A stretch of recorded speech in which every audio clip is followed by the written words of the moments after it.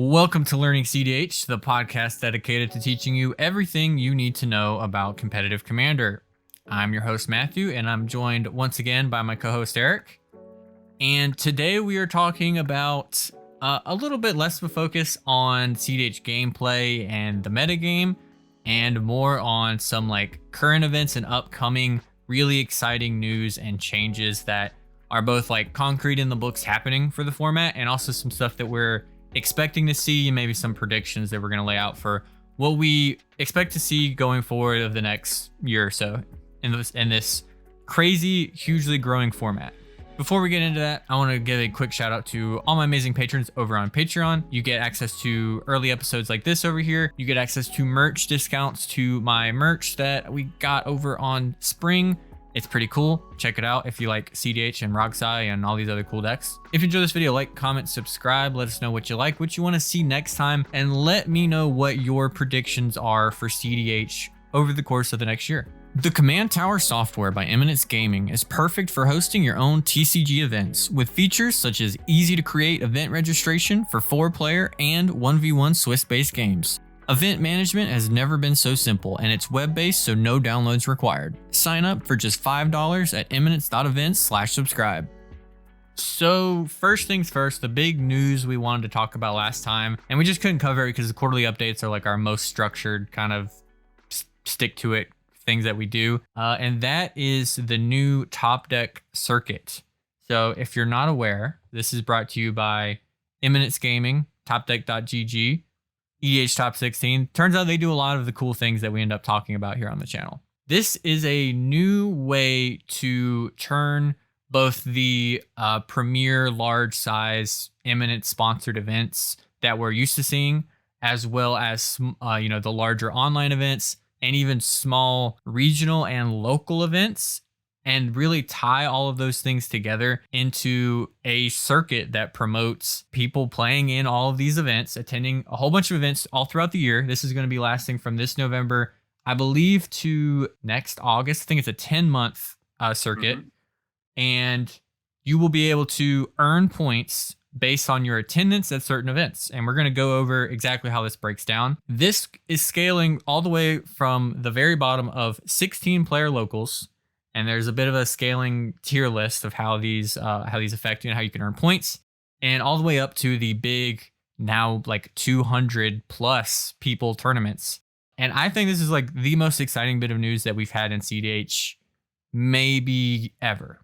Yeah, it's really exciting. I mean, without tooting our own horn, this is something that we suggested, and by no means is this the reason why this is happening, but we made just a suggestion statement that cEDH, because of the dynamic ability of the decks and the personalities that are in cEDH, and just how everything's pretty much covered by a large scale with social media, mostly Twitter, I would say, I guess X now, but there's a lot of information that's shared. Obviously the Discord, there's Discords and all this other stuff. It was just an interesting concept to think that there could be something close to a Pro Tour that wasn't as hard to get onto for cEDH to grow, which ultimately would be a culmination of multiple people getting together and creating and diversifying and building this community even more so. And then that was pretty much scoffed at, and they'll never happen. We don't know what we're talking about, blah, blah, blah, blah, blah.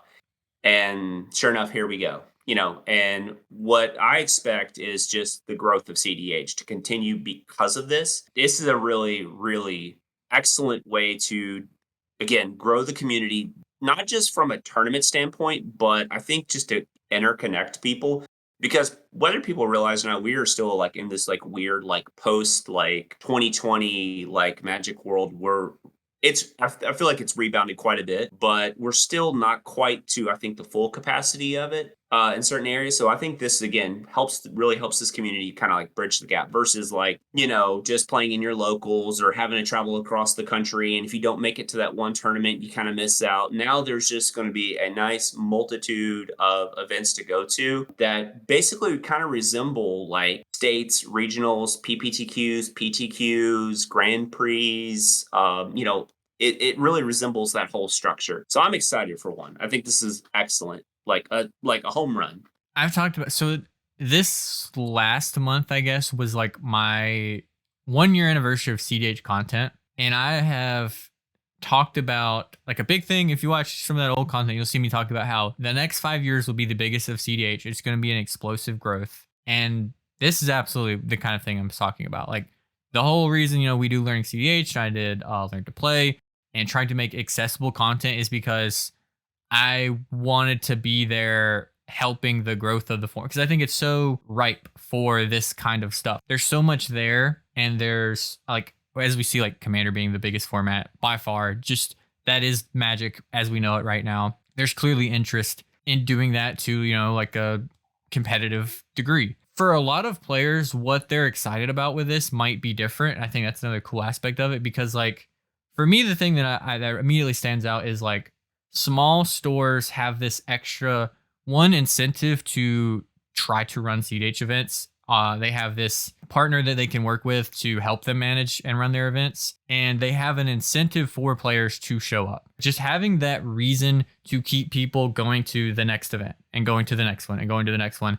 And just keeping that like interest level engaged and giving some people a way forward into like the competitive sphere of it. Especially like if you're someone who can't always show up to like a cookout or a Silicon Dynasty or whatever, having that ability to compete online and like at your locals and have that contribute towards your ability to go to this massively awesome invitational event. I think it just all ties together into a lot of small things that have led to just like this huge boon for the community. And I think that is how we ended up here also. Like this time last year or even just earlier this year, there's just a little thing here. We get EDH top 16. We get, slightly larger online events. We get the Command Tower software that's making really pushing forward like a standardization of what we expect for a CEDH tournament. And we even saw, not to try to promote, push controversy, we saw that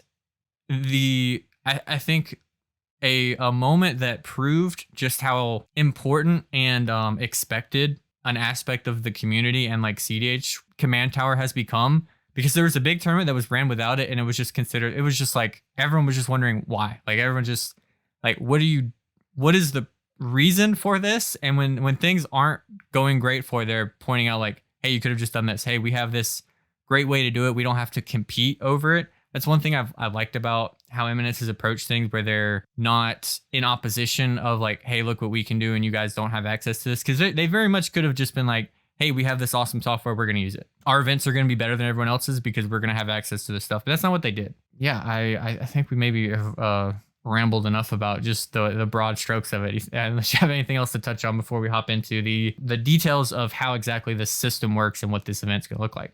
Yeah, just really quick. I think you hit the nail on the head. Grassroots is, I think, to me, for like any kind of like gaming culture, I've realized this with like fighting games, especially back in the day when like you had to like go into like some like dark basement to like do these fighting game tournaments and stuff. I think it's really interesting because CEDH has a kind of a similar culture to the grassroots effect of that. And it's interesting because how large Commander is. But this right here is where I like to see, because it's grassroots based. So again, for let's say the West Coast people, that's really hard to come to the East Coast, maybe playing some of these like bigger events, even though that they, just for whatever reason, the airfare is tough or whatever that may be. But they also might have like the 40 to 60 people tournaments on a regular basis, just not the 160 plus.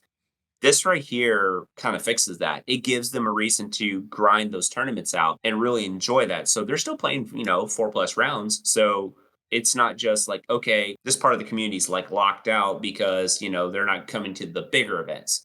This fixes all that. Now, granted, there's obviously greater incentive to go to these big events, and we'll go into like the point structure and all that stuff. But I just think that's a phenomenal way to, again, bridge that gap and get back to grassroots, because that's, to me, ultimately the growth of Magic. Yeah, it's one thing I really point out with, like, again, coming from like an FGC background, was like, the thing that everyone can relate to is the excitement for the next thing that's coming. We've seen that just in the course of this year kind of like absolutely be like cemented as the case in CEDH, where every like 3 months we're just talking about the next big event that's coming. And then they just keep coming quicker and quicker, but there's still just like that excitement of just like, who's going to come out on top at, Topdeck Expo or whatever is the next big event. And you get to also, the cool thing about like the scaling sort of structure that they have is that you also get that on the smaller scale of just like, yeah, I'm excited as a spectator for something like a Silicon Dynasty 2 that I'm not going to get to attend. And I'm excited to see how that's going to go out. But then I also get that personal excitement of like, oh, I get to attend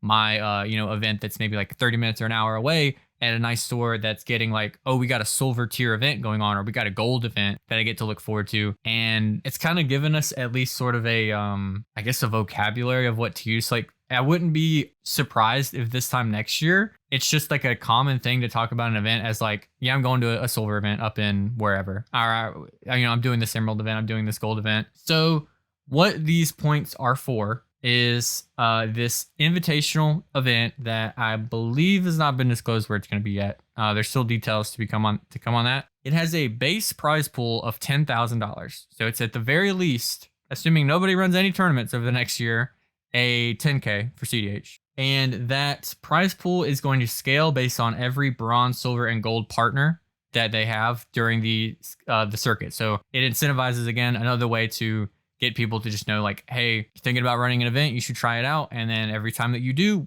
one will help you run it. You can use topdeck.gg to have a way that people can be directed to your event and know about that it's happening. And then also like that feeds into our, like, we help you and it helps us. It's going to scale our events and our price structure going forward to the invitational. So the main structure of these events is that, again, this is an invitational tournament that you earn points to be able to attend. Events work on a 5-tier structure in terms of how you earn points for them and how they're classified. We have bronze events, which are 16 players or more. These are your smallest scale local events. And silver events, which are 32 players or more. And they've clarified that these are sort of the same kind of events. And if you're a bronze event, you don't have to mark an event as a bronze event. If you get more than 32 people, if it ends up turning into a silver event, it will be counted as a silver event. You have emerald events, which are 60 players or more online only events, like your Mox Masters, things like that. You have gold events, which are partnered events with Eminence that are 60 players or more in person. These are paper events that go down. And then you have platinum events, which are the official Eminence events like Cookout, Topdeck Expo, Silicon Dynasty, Punt City, those sort of 160 to 200, whatever size events. And you earn different points. So we'll have the graphic up on the screen here. One thing I really like is that if you even just show up to a bronze event, you get 5 points. I guess if they have more than 16 people, then you might not earn points, but very easy to just show up to one of your locals and at least earn some amount of points for this. And yeah, so you earn 5 up to 70 points at a bronze event, up to 100 at a silver event, up to 250 if you win an emerald event, 275 if you win a gold event, and 500 if you win platinum. It will be like a leaderboard setup. So you'll have like a limited amount of the platinum qualifications for the winners. So those will lock into place. And then the rest of it's based on the leaderboard. So that, again, very cool. Reminds me a lot of the SEG Tour. Really excited about like how that structure. I think it's going to be awesome to spectate who's going to already be like in the top 5 and stuff or whatever that looks like. It's really neat just based on that whole like platinum thing. Now it's not like where top 16 is the threshold now for just like, okay, my deck top 16, I did the thing. Now there's like real validity to like we discussed in actually the last episode is like, oh, wow, I came in 40th place. And so there's real incentive to just continuously play to try to get, even if you're not top 16, to squeak out those points to elevate your points, because big difference between 33 through 64 and 17 through 32. That's 40-point difference between like 70 and 30. So I think that's exciting. That to me is excellent. Like I am beyond excited for just the ability to be not necessarily rewarded financially, because that's not why I play, but to be rewarded points wise, because now you're actually playing for something. So it's like they took the feedback that we kind of like that people kind of gave at the cookout, to heart, and they were able to implement the ability to continuously play. And there's a reason to continuously play in these bigger events, like especially like the last 2 rounds, even if you're not top 16. It's really exciting. I definitely like having a nice scaling effect on like being able to earn something for showing up. Like we had talked about, like you said on the last episode, of just like, there's not, once you get to like that 64-ish mark and you're not going to make top 16, it can feel like kind of defeating. I think part of that was like the big draw of redemption events where if people are like, oh, I can't top 16, immediately drop. And then when there isn't a redemption event or scheduling on it is weird or people don't know if they even want to stay for a side event, you don't really have an incentive to stay and keep playing Magic, which is like a big negative, I think, of a planned weekend at this big event that maybe you only get to attend once a year or twice a year, and having something to show for it, especially if you're someone who maybe gets to one of these events and then you play in locals and online, adding like 70 points because you got top 32, that, it's the equivalent of like winning. You do that, you get a top 16 on an online event, you maybe win a couple locals, you're starting to like scale yourself up, maybe be able to, qualify for, or at the very least, you got something for your time. And it gives you something to play for and fight for and keep the competition going, even at those pods where you're just like, oh, we're all 0-3 or, 1-3-1 or whatever. And it just keeps the Magic being played. I think that is easy to miss out on, and having a reason that doesn't really cost them anything is a really cool idea for a circuit like this. We talked about the size of events. One way you can qualify for the Invitational is winning one of these events. The next way that you can do so is you can qualify based on the leaderboard, like Eric was talking about. So at the end of this circuit, when they're getting into the Invitational event, the top 56 players in terms of score based on events happen throughout this 10 months, they will qualify for the Invitational and they'll be extended an invite and get to compete in this really large, really prestigious, like what will almost certainly be the highest level of competition we've seen in cEDH. This is going to be a crazy event where only the best players show up. Really awesome. But then also, so I'm assuming kind of based on the structure here that they're expecting 4 platinum events roughly. And then I can't say for sure, but there's a wild card also, which is a voting. If you're similar to like Summit, what they do with like over on, they'll do Twitch streams for like the one I usually will watch be like Melee, where players earn points or invitations throughout the year, but then also they'll have like a voting process where players who didn't quite make it or are just like popular characters online basically will get to be voted for and also get to come to these events and compete. I'm kind of assuming there will be 2 to 4 probably wild cards selected is what it sounds like how it'll break down. 4-ish platinum event winners and then wild card winners, maybe based on if there's repeat platinum event winners, maybe these numbers will scale or change. So those are the 3 ways you can get an invitation to this event. Win a very big event, do well enough among events over the 10 months to qualify based on points. So the third option, you need to still be close to potentially being in the top whatever. Like you got to be kind of close. You can't just be like, I've never competed before and somebody voted on, Okay. So, and it looks like, because it's going to be like whatever the platinum events, like you said, and then there's going to be 56 players based on for points. Mhm. So then wild card. So it looks like maybe a 64 player tournament, more than likely. So that's really exciting. And if you really think about it, like, sure, like I can name like, the top 15-ish players, but man, you're getting down to like past the top 15, 20 players, and there's lots of good cEDH players, just in general. But that's really interesting, because now you're like really kind of like digging deep into like these, people who are grinders, who may not necessarily like win the event, but they're always like a top 16, or they're like right on the cusp of it, where they're probably hitting on like a platinum between like 70 and 225 points or something like that. So I think it really rewards those players that are consistent. If that makes sense. Yeah, and that's going to be a big thing. And I think when you have something like a leaderboard, we talked about like storylines being a thing. That's absolutely a major factor of this event. It won't just be like, this will be a cool option for people, because a lot of people don't necessarily even want to consider an invitational seat. Like they're not thinking, I'm a grinder type, I can't wait to try to qualify for this event. They're thinking like, oh, I wonder who's going to make it. Like, when they're thinking of players they really like Freedom Waffle or Zane or Ian, who is almost assuring, it seems like, to make it, Bosch and Roll. Like, it will be really exciting to see. Like, there will absolutely be people on Twitter just talking about like, oh my God, is Bryant Cook going to make, or like whoever is like on that cusp. That's where the real excitement, I think, will happen for a lot of people. And then when like, a random person just spikes in a tournament and wins like a platinum event, then it's like this big shakeup of just like, oh, now who can even show up at this event has just like changed up because this guy just jumped ahead. I think it's going to be really sick, and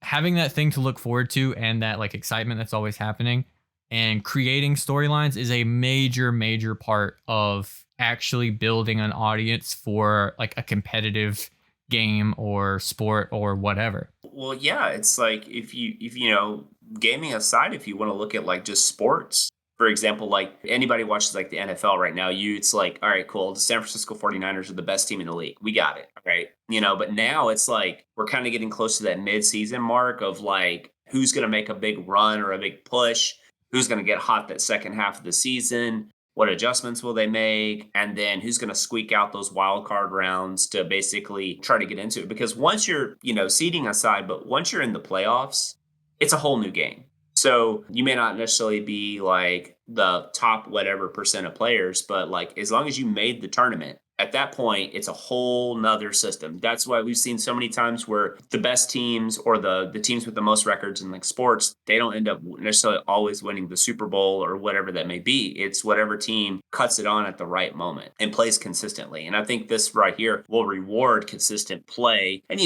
obviously anybody can, just snag a turtle and win or something crazy like that. But regardless, I think it's going to be quite interesting. And it's going to be, as a competitor myself, I am really excited that I get the green light to play in this. I'm pumped. So I get to travel and play like starting in November. And then also just from a content perspective, like we get to talk, basically we get like infinite content now. Yeah. Like this is great. We've seen like the player profiles pop up on Eminence of like, but what this really focuses in on, like we talked about, instead of like looking at your win rate or whatever across a million games, which is like a useful metric for a player to have, but being able to know like roughly how consistently good of a tournament performer you are based on just like a raw number that we can look at, it would be like a great point to see like, oh, we'll be able to see, wow, there's a lot of players on this deck who have a lot of points. We'll be able to like have this extra way to view the game over a course of what I would consider, a 10-month spree of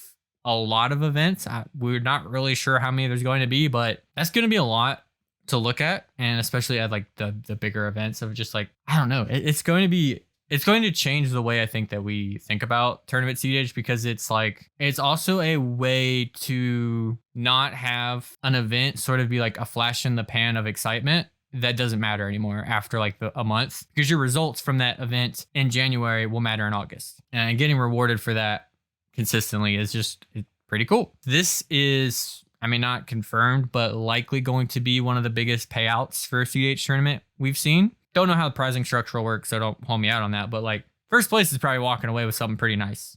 It's probably safe to say. And I would not be surprised if something like this, I mean, we talked about the Pro Tour. And one thing about the Pro Tour is it gives Magic players incentive to show up and win. When you do that, you open up for a lot of bigger and like tougher competition. So it would not be surprising, I don't think, if we start to see, and we're already seeing some people trickle in from like sort of the pro side of Magic coming in. First it started with like some of the legacy grinders. Now we have Sam Black, who's about to play in Topdeck Expo, I think their first big event. And I would not be surprised if you have a big circuit that is paying out, decently and rewards players for consistent performance in what is considered a relatively high variance way to play Magic, that you start to see more of those people start to trickle in from the Pioneer and the Standard grinders and the MTGO guys coming in and flexing on these cEDH players who think they know something and showing them how it's done. Yeah, I agree with that. I think that's really funny.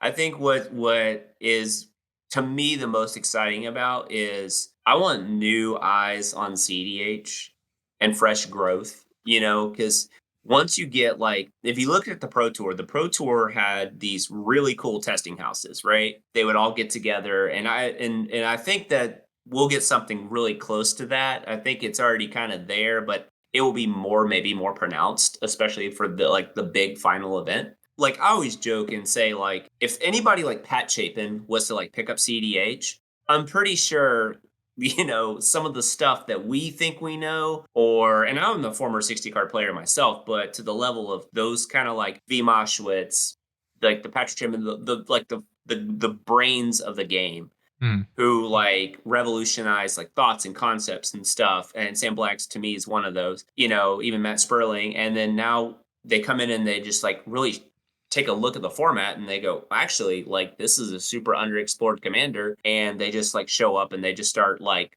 going off with it. And I just think that to me, that's really exciting. That's the exciting part for a player and a viewer, like, Mm. and a spectator. So it's just seeing the revolution growth of the game from a deck building perspective. And cEDH has very much changed, like philosophy wise, in terms of the types of cards people play or the quality of cards, even if they're decks that were already established. I think this year was the first year of the rest of cEDH's life, I guess is one way to put it, where something Drake Sasser likes to talk about is like pressure on a format. He always brings up now there's pressure on cEDH the more events there are. And it's definitely really been the case. Like this has been, I would consider this like the first year. We saw a little bit of it on the back half of last year of like real consistent, relative high level competitive focus on this game and pushing it really far. And if you're new to cEDH, it might seem like if you got into here like March and you started watching these videos and seeing how things were, you might get the perception that like this is how cEDH has been, but this wasn't really a tournament oriented format like a year, especially 2 years ago, where there were cEDH events, but they weren't like what I would describe as like the culture of cEDH or like what's always on people's minds or what people are discussing.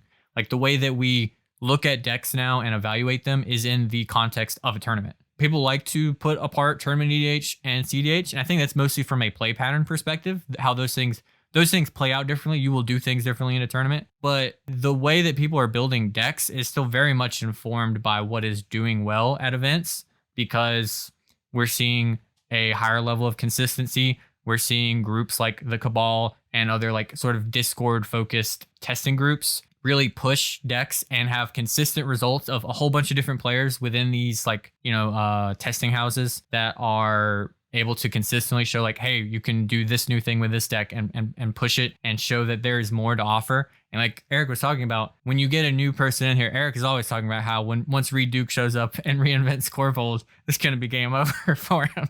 And that is just latch on to whatever Reed's doing. So it is really exciting because it's easy to think, if you're looking at things from just like the ground floor level, that we already figured things out. But we thought that last year and we thought that the year before that. And it continues to be shown to be the case that we don't. And then also there's literally more Magic cards put out every year than the previous year. That's the state we're in. So the game being solved isn't the exciting part. It's pushing towards that goal that might not ever happen, but that we can see like a real focused development on. Because like if you think you play a lot, these pro Magic players, they don't do anything else.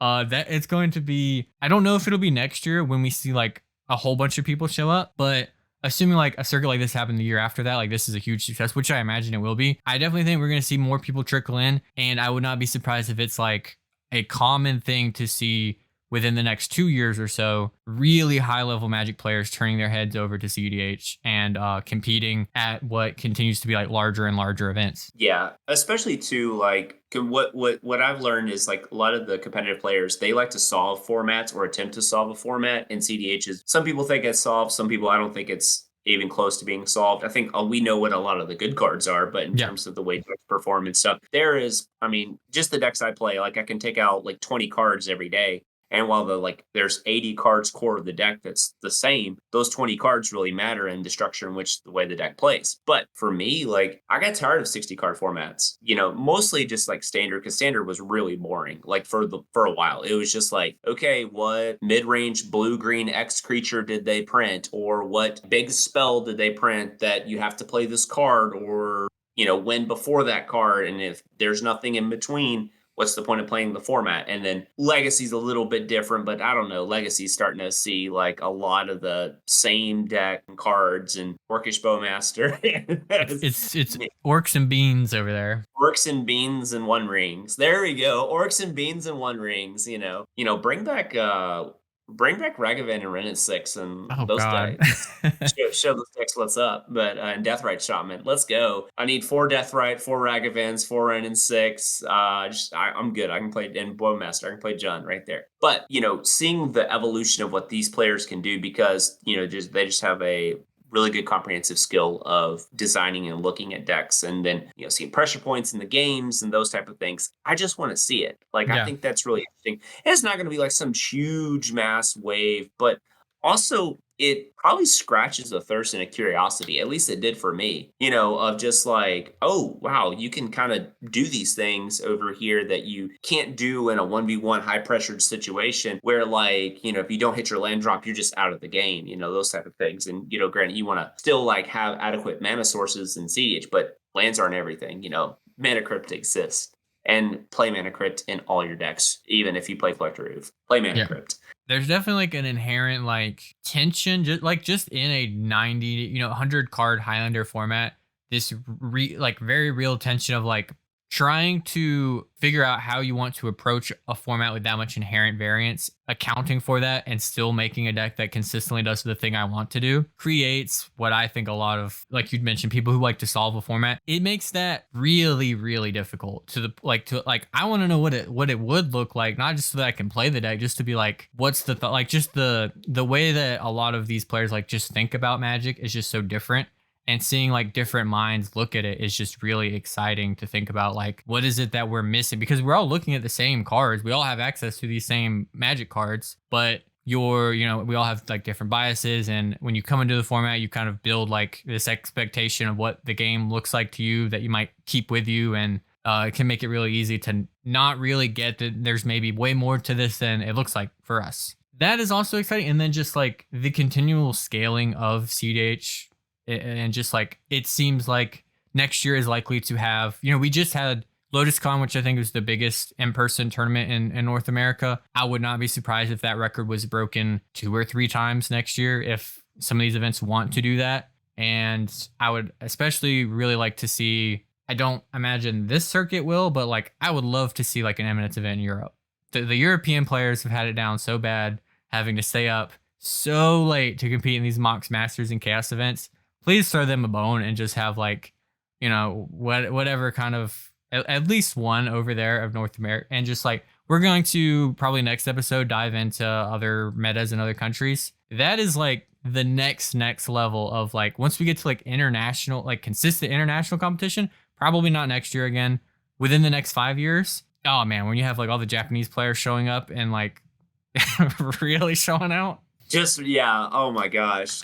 So first off, if you are international and you play cEDH, or of like the tournaments and stuff in cEDH, and let's say they don't use Command Tower, send me the deck list. Send me whatever tournament results you got. I'll take any size, but still, I think that's kind of like maybe the last piece of the puzzle we really need is not just everybody on the same software, because it makes it easy to look things up on edhtop16.com. But that way we can just kind of find out like more of what the tournaments is going on, instead of like me having to like trying to dig through the archives, because Haruryuwa can't be the only place in Japan that's hosting tournaments. And granted, they typically put on some pretty big tournaments and stuff like that. And it's just, again, I'd like to see Brazil. I'd like to see, Japan. Are there events in China, going on that I don't know about? I don't know how to look for or find these like deck list and stuff like that. And obviously stuff like Europe. So, and then like, I know Australia just hosted like one of their first big cEDH events. I